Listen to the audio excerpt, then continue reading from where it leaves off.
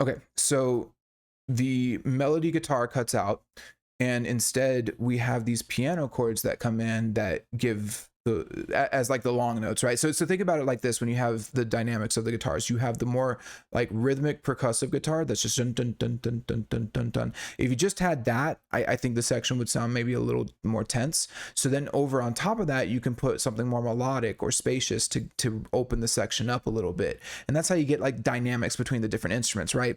So the lead guitar, like that melody guitar that was playing, it's able to cut out, and then they put these pianos over it, which the piano's playing a really simple part, mainly because the vocals come in and it doesn't want to like overpower the vocals. But not only does it still accomplish kind of that openness that the lead guitar was doing, but it also bringing in a new instrument can like evolve the sound, especially when it happens kind of quick like this, right? And so especially when the vocals come in and the piano comes in, what it kind of sounds like to me is that this section of the song is like blossoming a little bit. It's like it's blooming, right? So it's not just guitars. We've got guitar and bass and synth, and now we're bringing in a new instrument, piano and the vocals, right? And so does that make sense? Like, because guitars can sound like so many different things, but a guitar is still a guitar, right? A guitar does not sound like a piano. And so bringing in a new tonality, a new sound, opens things up a little bit. That's what I mean when I say like blooming. So it's cool. It's a very nice, pleasant part. MGK also sings this with a very interesting tone. Living is easy. Oh, let's back it up just a little bit. Where the living is easy. Out of all their reach, set my spirit free. I feel. So yeah, he's got this really airy tone, take me somewhere cheap where the living is easy.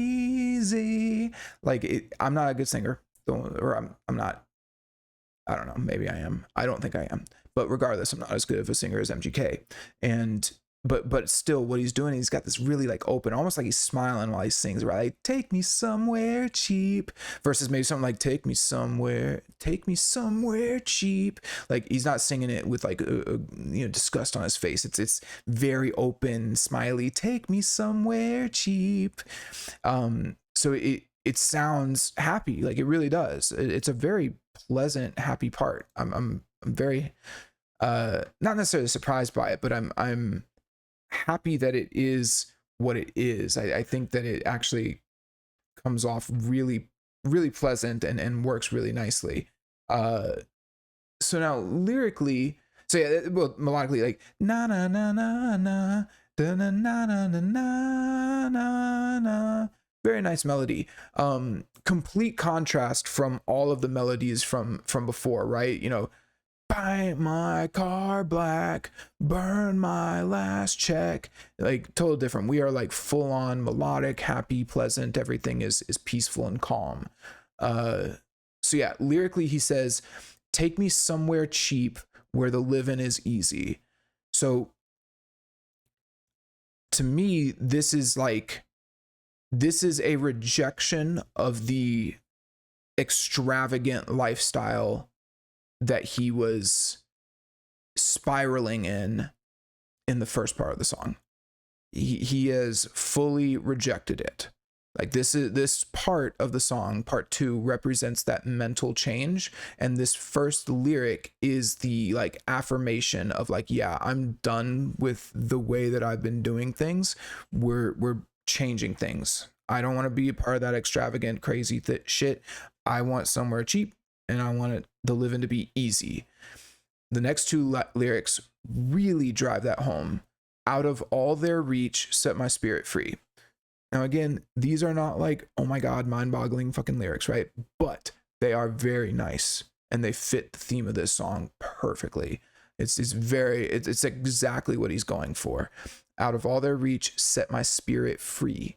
And even that word free, like that's another cool thing about words, right? Is that they actually evolve from the phonetic sounds that we made as humans, as like Neanderthals. So when you think about like the word like fuck, right? Like think about the way your mouth looks when you say like fuck. Like you're actually showing teeth. But then when you talk about like cheap and easy and free, you smile when you say those words, like you free, like that's just how those words are, and that's why they actually have the sound that they have, and that's why we chose those words for something like free or easy, right? Because like compare the way that your face looks when you say like easy versus difficult.